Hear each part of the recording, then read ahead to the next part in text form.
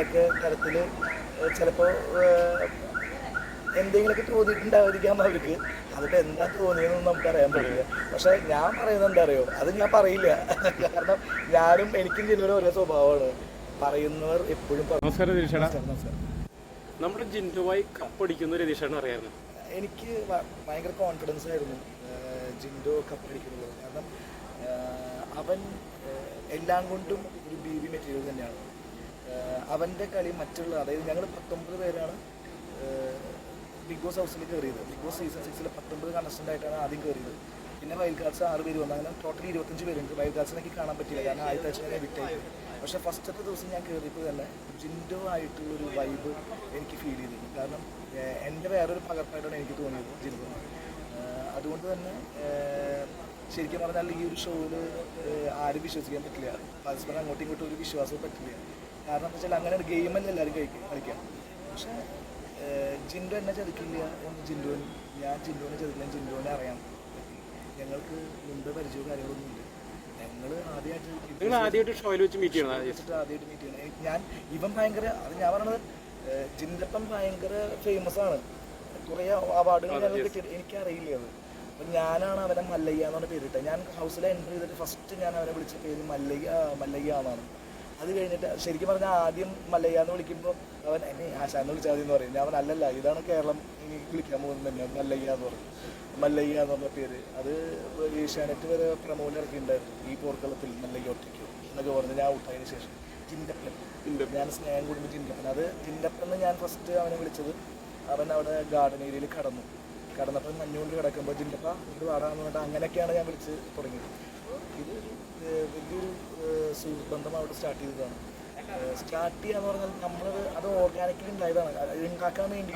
മനസ്സിലാവും. കാരണം ഷോ കണ്ടുകൊണ്ടിരിക്കുമ്പോൾ നമുക്ക് ജിൻഡോ രണ്ടാമത് രതീഷ് തിരിച്ച് എൻട്രി ചെയ്തില്ലേ, അത് നമുക്ക് ശരിക്കും പ്രേക്ഷകർക്ക് നല്ലൊരു ശരിക്കും എനിക്ക് തോന്നുന്നു. എൻ്റെ അടുത്ത് പറഞ്ഞായിരുന്നു, ഒരാഴ്ച ഗസ്റ്റ് ആയിട്ട് പറഞ്ഞിട്ടുണ്ടായിരുന്നു, ഷോൾഡറാണ്. അപ്പം ഞാൻ അവരോട് ചോദിച്ചു, ഞാൻ ഇത് കണ്ട ഗെയിം അവിടെ കളിച്ചിട്ട് എന്നെ തന്നെ ഈ സമാധാനിപ്പിക്കാൻ വേണ്ടിയിട്ട്. അപ്പോൾ അവരെന്നെ തന്നെ സെലക്ട് ചെയ്തപ്പോൾ അത് വളരെ സന്തോഷമായി. പക്ഷേ ഞാൻ അവിടെ എത്തിയപ്പോഴാണ് എനിക്ക് മനസ്സിലായത്, ജിൻഡപ്പനും അവിടെ വളരെയധികം മാനസികമായിട്ട് തളർന്നിരിക്കുന്ന സമയത്താണ്. അസലായിട്ട് അവൻ ഗെയിം കളിക്കാറുണ്ട്, അസലായിട്ട് ഗെയിം കളിക്കുന്നുണ്ട്. പക്ഷേ മറ്റുള്ളവരുടെ ട്രിഗറിങ്ങിൽ അവൻ മാനസികമായിട്ട് ഭയങ്കര ഡൗൺ ആയിരുന്നു. അപ്പോൾ അവരുടെ ഒരു ബിഗ് ബോസിൻ്റെ തീരുമാനം തന്നെയായിരുന്നു കൺഫെഷൻ റൂമിൽ നിന്ന് എന്നെ ജിൻഡപ്പൻ തന്നെ കൊണ്ടുവരണമെന്ന് ബിഗ് ബോസിൻ്റെ തീരുമാനം തന്നെയായിരുന്നു. നമുക്കത് കണ്ടാലും മനസ്സിലായി. ഞാൻ അവിടെ എത്തിയിട്ട് മനസ്സിലാക്കിയത്, എൻ്റെ അടുത്ത് പറഞ്ഞത് എല്ലാവരും ഇങ്ങനെ ഇങ്ങനെ ഷോൾഡറായിട്ട് വേണം, എല്ലാവരും ഇങ്ങനെ മാനസികമായിട്ട് ചിലപ്പോൾ ഇങ്ങനെ ചെറിയ ഡൗണും കാര്യങ്ങളൊക്കെ ഉള്ള ആൾക്കാരൊക്കെ ഉണ്ടാവും, അവർക്കൊരു ഷോൾഡറായിട്ട് വേണമെന്ന് പറഞ്ഞെങ്കിൽ കൂടിയും എൻ്റെ മനസ്സ് പറയുന്നു ജിൻഡപ്പന് വേണ്ടിയുള്ളൊരു പോക്കായിരുന്നു അത്. എനിക്ക് ഒരു ചോദ്യം ചോദിച്ചോട്ടെ അതിൻ്റെ ഇടയിൽ. കാരണം ചേട്ടൻ ബിഗ് ബോസിൽ വന്നിട്ട് ആദ്യത്തെ വീക്കെൻഡ് തന്നെ പുറത്തായി. അതിൽ അതിനുശേഷം പിന്നെ തിരിച്ചു വന്നിട്ട് പറഞ്ഞു ഞാൻ ഗെയിം മാറ്റി കളിച്ചു എന്നൊക്കെ പറയുന്നുണ്ട്. പക്ഷെ അത് പുറത്തായതിനെ കുറിച്ച് ശരിക്കും എന്താണ് ചേട്ടൻ പറയാനുള്ളത്? ഞാൻ പറയുന്നില്ല പുറത്തായി അല്ല, ഗെയിം ഞാൻ അങ്ങനെ കളിച്ചതിൽ എനിക്ക് മാറ്റി കളിക്കാൻ അങ്ങനെ എനിക്ക് എൻ്റെ ഗെയിം കറക്റ്റ്, ഞാൻ BB മെറ്റീരിയൽ തന്നെയാണ്. ഞാൻ ഗെയിമൊക്കെ കറക്റ്റായിട്ട് കളിച്ചത്. പിന്നെ പുറത്തായെന്ന് പറഞ്ഞാൽ അതായത് ഏറ്റവും ആദ്യം ഞാൻ ഗെയിം കുറച്ച് ഫാസ്റ്റ് ഗെയിം കളിച്ചു എന്ന് മാത്രം. തുടക്കത്തിൽ പക്ഷേ ലാലേട്ടൻ തന്നെ പറഞ്ഞൊരു കാര്യമുണ്ട്, ഇന്നലെ ഫിനാലേക്ക് പറഞ്ഞായിരുന്നു. അതായത് തുടക്കം തന്നെ ഫിനാലയുടെ ഒരു സംഭവം അവിടെ എത്തിച്ചു. അതായത് പെട്ടെന്ന് തന്നെ എല്ലാവരും അട്രാക്ട് ചെയ്തു. അതിൽ വലിയൊരു പങ്ക് രതീഷേട്ടനാണ്. പക്ഷെ അത് എവിടെയോ പെട്ടെന്ന് ആളുകളിലേക്ക് ആ ഇത് എത്താൻ, പക്ഷെ അത് എവിടെയോ ഒരു ചെറിയൊരു സംഭവം പാളിപ്പോയി. അതുകൊണ്ടാണ് ഞാൻ അങ്ങനെ ചോദിച്ചത്. രതീഷേട്ടൻ ഒരിക്കലും പുറത്താവുന്ന ഞാൻ പ്രതീക്ഷിച്ചില്ല. ഞാനും പ്രതീക്ഷിച്ചിട്ടുണ്ടായിരുന്നില്ല. കാരണം എന്താ വെച്ചാൽ അവിടെ ഒരു പാളിച്ച എനിക്ക്, ഞാൻ BB ഗെയിമിനെ കളിക്കണ്ടായിരുന്നു. പിന്നെ എനിക്കിവിടെ ഞാൻ പറയട്ടെ, എന്ത് തെറ്റ് ചെയ്താലും അത് തിരുത്താനൊരു സമയം വേണം അല്ലേ. അതായത് ഞാൻ അടുത്ത ആഴ്ച ഞാനും ജിൻഡപ്പനും കൂടിയിട്ട് പ്ലാൻ ചെയ്തിട്ടുണ്ടായിരുന്നത്, ജയിലിൽ നിന്നിട്ട് പ്ലാൻ ചെയ്തിട്ടുണ്ടായിരുന്നത്. ഞാൻ അവൻ്റെ അടുത്ത് പറഞ്ഞു വയലൻസ് ഞാൻ വിട്ടു, ഇറിറ്റേറ്റിംഗ് പ്രൊവോക്കിംഗ് മതിയായി. കാരണം എൻ്റെ ക്യാരക്ടർ അതല്ല. സാധാരണ പാവമായിട്ട് നിന്നിട്ട് ഒറിജിനൽ ക്യാരക്ടറിലേക്കാണ് ആൾക്കാർ വരിക. കാരണം പാവമായിട്ട് എല്ലാവരും അഭിനയിച്ച് നിൽക്കും. എന്നിട്ട് പിന്നെ 2 ആഴ്ച കഴിഞ്ഞാൽ അവരുടെ തനിസ്വരൂപം നമുക്ക് പുറത്തേക്ക് ഇറങ്ങാൻ പറ്റും. പക്ഷെ ഞാൻ എൻ്റെ നേരെ തിരിച്ച് വരിക എന്താ വെച്ച് കഴിഞ്ഞാൽ എൻ്റെ നല്ല സ്വഭാവം തിരിച്ചു വരിക. കാരണം ഞാൻ ഒരു അങ്ങനത്തെ ഒരു പേഴ്സണല്ല ജീവിതത്തിൽ. ഞാൻ ആരായിട്ട് തല്ലിവിടാനോ ഒന്നിനും പോകാറില്ല. ഞാൻ അങ്ങനെ ഇറിറ്റേറ്റിംഗ് ക്യാരക്ടറല്ല. ഞാൻ ആരായിട്ട് വഴക്കൂടാൻ പോകാറില്ല. അപ്പോൾ എനിക്ക് മനസ്സിലായി എൻ്റെ ഈ ക്യാരക്ടർ അത് ഫേക്ക് എന്ന് പറയാൻ പറ്റില്ല. ഞാൻ ഗെയിമിന് വേണ്ടി ചെയ്തതാണ്. ഫേക്ക് എന്ന് പറയാൻ പറ്റില്ല. കാരണം ഞാനത് പറഞ്ഞല്ലോ, ഞാൻ എൻ്റെ ക്യാരക്ടർ ഞാൻ അടുത്ത ആഴ്ച ഞാൻ മാറ്റാൻ പോകുന്നത് ഞാൻ അവിടെ പറയുകയും ചെയ്തിട്ടുണ്ടായിരുന്നു. അപ്പം എനിക്ക് മനസ്സിലായി എൻ്റെ ആ ക്യാരക്ടർ ഉടനീളം കൊണ്ടു നടക്കാൻ എനിക്ക് പറ്റില്ല, എനിക്ക് അങ്ങനെ വെറുപ്പിച്ച് നടക്കാൻ പറ്റില്ല. അല്ല അപ്പം ജയിലിൽ കിടന്നിട്ട് ഞാൻ ജില്ലപ്പനോട് പറഞ്ഞു അടുത്ത ആഴ്ച ഞാൻ പിടിക്കാൻ പോകുന്നത് ഹ്യൂമർ ട്രാക്കാണ്, അപ്പോൾ നീയും വന്നോ, നമ്മൾ രണ്ടുപേരും പിടിക്കാൻ പോകുന്നത് ഹ്യൂമർ ട്രാക്കാണെന്ന് പറഞ്ഞപ്പോൾ അവനും ഓക്കെ എന്ന് പറഞ്ഞു. അങ്ങനെയാണ് നമ്മളത് ജയിലിൽ കിടന്ന് ഉറങ്ങായിരുന്നില്ല ഞങ്ങൾ, മറ്റുള്ളവർ അവിടെ എ സിയിൽ കിടന്ന് ഉറങ്ങുമ്പോൾ ഞങ്ങൾ ചൂട്ടത്ത് കിടന്ന് പ്ലാൻ ചെയ്യായിരുന്നു, കരിക്കുകൾ നീക്കുമായിരുന്നു, ആരെ വീഴ്ത്തണം പറഞ്ഞ കരിക്കുകൾ ഓരോ സമയത്ത് നീക്കുമായിരുന്നു. അവരെല്ലാവരും നമ്മൾ ജയിലിലിട്ടതിൻ്റെ സന്തോഷത്തിൽ ഇരിക്കുമ്പോൾ ഞങ്ങൾ അവരെ വീഴ്ത്താൻ വേണ്ടിയിട്ടുള്ള കരിക്കുകൾ നീക്കി എല്ലാം സ്കെച്ച് ചെയ്ത് കറക്റ്റായിട്ട് വെച്ചിരിക്കുന്ന സമയമായിരുന്നു. പിന്നെ ഞാൻ അവൻ ജിൻഡപ്പിൻ്റെ അടുത്ത് പറഞ്ഞിട്ടുണ്ടായിരുന്നു ഈ കടമ്പ കടക്കാൻ എനിക്ക് ഭയങ്കര ബുദ്ധിമുട്ടാണ്, ഈ ശനി ഞായറുകൊണ്ട് കടമ്പ കടക്കാൻ എനിക്ക് ഭയങ്കര ബുദ്ധിമുട്ടാണ്, കടമ്പ കടന്നാൽ ഞാൻ ഇവിടെ ഉണ്ടാവും, നീ ഇവിടെ ഉണ്ടാവും, നമുക്ക് രണ്ടുപേർക്കും കൂടിയിട്ട് 17 പേര് ടീം, നമ്മൾ രണ്ടുപേരും ടീം, പ്രമോ വരെ വന്നു, അങ്ങനെ ചെയ്യാം എന്ന് പറഞ്ഞിട്ട് അങ്ങനെ ഒരു കരിക്കുകളൊക്കെ നീക്കിയിട്ടുണ്ടായിരുന്നതാണ്. പക്ഷേ ഞാൻ ഒരു എൻ്റെ തെറ്റായ ഒരു പോക്കിലായിരുന്നു എന്ന് വെച്ച് കഴിഞ്ഞാൽ എനിക്ക് വേണമെങ്കിൽ മഞ്ഞക്കാട് അവർക്ക് കാണിക്കാമായിരുന്നു, അല്ലെങ്കിൽ എവിക്ഷൻ ആദ്യത്തെ ആഴ്ച തന്നെ എവിക്റ്റ് ചെയ്യാനുള്ള കാര്യമില്ലായിരുന്നില്ല, ഒന്ന് എവിക്ഷൻ ഫ്രീ ആക്കാമായിരുന്നു. പക്ഷേ ഷോയുടെ ഒരു തീരുമാനം അത് മുന്നേ, അതായത് ആദ്യത്തെ വീക്ക് എവിക്ഷൻ വേണമെന്ന് അവർ പ്ലാൻ ചെയ്തിട്ടുണ്ടായിരിക്കാം, ജനറൽ ബോഡി വെച്ചിട്ടൊക്കെ പ്ലാൻ ചെയ്തിട്ടുണ്ടായിരിക്കാം. ആ പ്ലാനിങ് അവർക്ക് മാറ്റാൻ പറ്റില്ലല്ലോ. പിന്നെ മഞ്ഞക്കാട് എന്ന് പറഞ്ഞാൽ അത് ഓരോരുത്തരുടെ ഓരോ ഇതല്ലേ, അതായത് ഫസ്റ്റ് ചിലപ്പോൾ അവർ വിചാരിച്ചാൽ ഫസ്റ്റ് എവിക്ഷൻ ആൾക്കാർക്ക് എന്തിനാണ് മഞ്ഞക്കാട് കാണിക്കാമെന്ന് വിചാരിച്ചിട്ടുണ്ടായിരിക്കാം. എന്തുകൊണ്ടോ ഞാൻ ഏഷ്യാനെറ്റിലും ബിഗ് ബോസിനും ഞാൻ ഒരിക്കലും കുറ്റം പറയില്ല, ഞാൻ പ്രേക്ഷകരെയും കുറ്റം പറയില്ല. എല്ലാവരും പറയുന്നു എനിക്ക് വോട്ടുണ്ടായിരുന്നു, പക്ഷേ ഹോട്ട്സ്റ്റാറിലായിരിക്കില്ല ചിലപ്പോൾ ആൾക്കാർ വോട്ട് ചെയ്തിട്ടുണ്ടാവും. ആൾക്കാർ ഇപ്പോൾ ഹോട്ട്സ്റ്റാർ പോളിടുമ്പോഴൊക്കെ ഞാൻ ഭയങ്കര വോട്ടായിരുന്നു, എനിക്ക് പോൾസിലൊക്കെ എനിക്ക് ഭയങ്കര വോട്ടായിരുന്നു. പക്ഷെ എനിക്ക് തോന്നുന്നത് ആൾക്കാർ പോൾസ് രണ്ടാഴ്ച നിന്നിരുന്നെങ്കിൽ പതുക്കെ റീച്ച് ആയി പോയത്. രണ്ടാഴ്ചയല്ലൂ, ഒരാഴ്ച ഞാൻ ആ എഡിക്ഷൻ സ്കിപ്പായി കഴിഞ്ഞാൽ പിന്നെ ഞാൻ എൻ്റെ വേറെ ഗെയിം ഞാൻ മാറ്റി. ഒരാഴ്ചത്തെ പ്ലാനിങ് ആണ് എൻ്റെ, ഒരാഴ്ചത്തെ പ്ലാനിങ് പ്രവോക്കിംഗ്, അവസാനം പ്രവോക്കിംഗ് ഇറിറ്റേറ്റ്, അവസാനത്തെ 2 ദിവസം ഹ്യൂമറിലേക്ക് നീങ്ങാം, എന്നിട്ട് അതുമ്മ പിടിച്ചിട്ട് പിന്നത്തെ ആഴ്ച ഹ്യൂമറിലേക്ക് പോകും. ഹ്യൂമറിലേക്ക് പോകുമ്പോഴേക്കും അടുത്ത ആഴ്ചത്തെ പ്ലാനിങ് ഞാൻ ചെയ്യും. അത് അവസാനത്തെ 2 ദിവസം തൊട്ട് അടുത്ത ആഴ്ച പ്ലാനിങ്ങിൻ്റെ ഒരു ടെസ്റ്റ് ഡോസ് ഞാൻ പ്രേക്ഷകർക്ക് കൊടുത്തുകൊണ്ടിരിക്കും. അങ്ങനെയൊക്കെ ഞാൻ പ്ലാൻ ചെയ്തിട്ടുണ്ടായിരുന്നത്. ഞാൻ പ്ലാൻ ചെയ്തിട്ടല്ല അതിൻ്റെ ഉള്ളിലേക്ക് പോയത്, അതിൻ്റെ ഉള്ളിൽ കയറിയിട്ട് എനിക്ക് പ്ലാൻ ചെയ്യാൻ ഫസ്റ്റ് ഞാൻ കളി തുടങ്ങിയപ്പോൾ പിന്നെ എനിക്കൊരു ഹരം കൂടി. അപ്പം എന്നാൽ ഇത് ഇങ്ങനെ കുറച്ച് ദിവസം പോട്ടെ എന്ന് വിചാരിച്ചു. പിന്നെ എനിക്ക് തോന്നി ഇത് കളി മാറ്റി പിടിക്കാൻ തോന്നി. അപ്പോഴാണ് മാറ്റി പിടിക്കാനുള്ള ടാഗ്. അപ്പോഴാണ് ഞാൻ ജയിലിൽ ഞാൻ ഹ്യൂമർ നടത്തിയത്. ജാൻമണി അവിടെ നിൽക്കുമ്പോൾ മുറുക്കൻ്റെ കേസൊക്കെ ഞാൻ ഹ്യൂമർ ചെയ്യാൻ വേണ്ടിയിട്ട് ചെയ്തതാണ്. പക്ഷെ അത് ജാൻമണി ഒരു ഗീവ് ആൻഡ് ടേക്ക് പോലെ ജാൻമണി ഇങ്ങനെ പ്രതികരിക്കും എനിക്ക് അറിയണ്ടായിരുന്നില്ല. ഞാൻ എന്തെങ്കിലും കട്ടെടുത്ത് കൊണ്ടുപോവുക എന്ന് പറഞ്ഞിട്ട് ഞാൻ പ്ലാൻ, അതാണ് നമ്മൾ പ്ലാൻ ചെയ്തൊന്നും നടക്കില്ല എന്നുള്ള കാര്യം. അതാണ് ജാൻമണി ചെന്നിട്ട് അത് മുറുക്കിൻ്റെ പേരെന്താ, അപ്പം ഞാൻ പറഞ്ഞ മുറുക്കിൻ്റെ പേരൊന്നുമില്ല, മുറുക്കിൻ്റെ പേര് മുറുക്കെന്ന് തന്നെയാണ്, ഒന്ന് കട്ടെടുത്ത് കൊണ്ടുവന്ന് നമുക്ക് നേരെ അവിടെ പോയിട്ട് ഞാൻ അത് കട്ടെടുത്ത് ഇങ്ങോട്ട് കൊണ്ടുവന്നിട്ട് അവിടെ ഒരു ഹ്യൂമർ പ്ലാൻ ചെയ്തിട്ടുണ്ടായിരുന്നു. പക്ഷെ അത് പോണ പോക്ക് കണ്ടില്ലേ, നേരെ മൂർക്കനിലേക്കേ പോയി.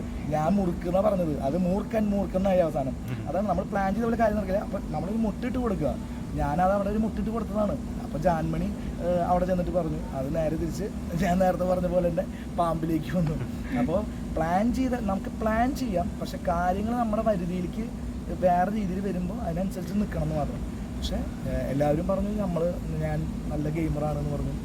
പിന്നെ വേറെ കാര്യം, ഞാൻ എവിക്റ്റ് ചെയ്ത് പോകുമ്പോൾ ഏറ്റവും കൂടുതൽ സങ്കടപ്പെട്ടത് എൻ്റെ മല്ലിക, എൻ്റെ ജില്ലത്തിലാണ്. ഏറ്റവും കൂടുതൽ അവന് ഭയങ്കര സങ്കടമായിരുന്നു. കാരണം അങ്ങനെ ഞങ്ങൾ ഒരു ഹൃദയബന്ധം എന്ന് പറയില്ലേ, ഹൃദയം കൊണ്ട് ഒരു എന്താ പറയുക, അവന് ഞാനും എനിക്ക് ചാരാൻ അവനും അങ്ങനെയായിരുന്നു. അതായത് സുഹൃത്ത് ബന്ധമാണോ അല്ലെങ്കിൽ ഒരു ജ്യേഷ്ഠ സഹോദര സ്നേഹമാണോ?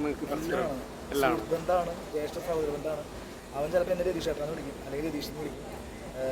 അങ്ങനെ ഒന്ന് ചോദിച്ചോട്ടെ, ഈ മണ്ടംവിളി എന്നുള്ള ഒരു തമാശയായിട്ട് തോന്നിയായിരുന്നു, അല്ലെങ്കിൽ ആളാണ് ഇപ്പം കപ്പ് നേടി വന്നത്? അതാണ് ഞാൻ പറഞ്ഞത്, നമ്മൾ ആരെയും അണ്ടർ എസ്റ്റിമേറ്റ് ചെയ്യാൻ പാടില്ല.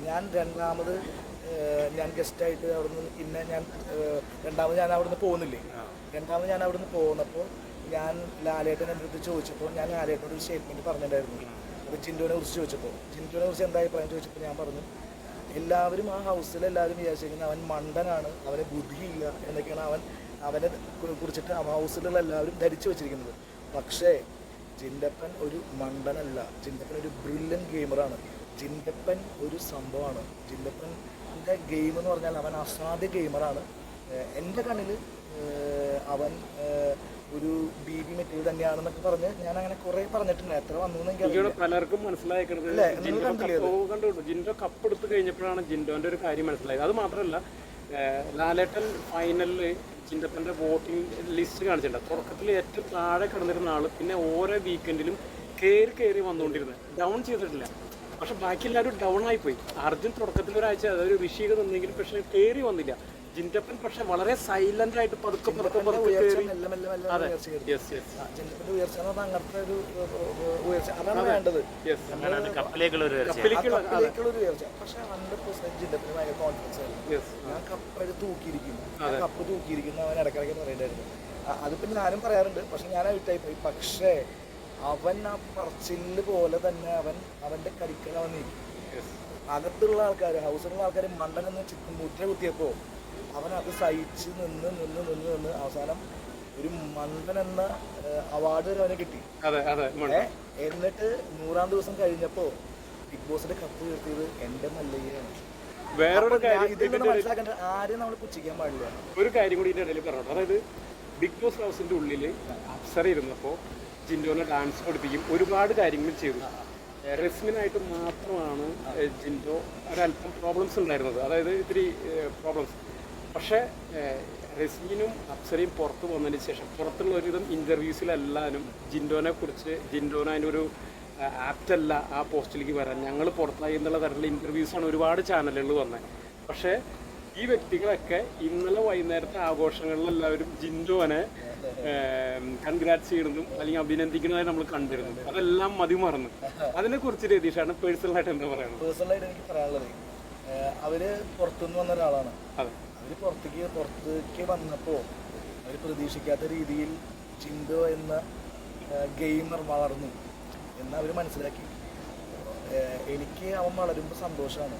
ഓരോ സ്റ്റെപ്പ് വളരുമ്പോഴും ഞാൻ വളരുന്ന പോലെയാണ്. ഞാൻ എപ്പോഴും പറയാറുള്ളത്, ജിൻഡോ എൻ്റെ സുഹൃത്താണ്. ഞാൻ സ്റ്റേജിൻ്റെ മുകളിൽ വെച്ച് മല്ലയ്യ കരയരുതെന്ന് വരെ ഞാൻ പറഞ്ഞു.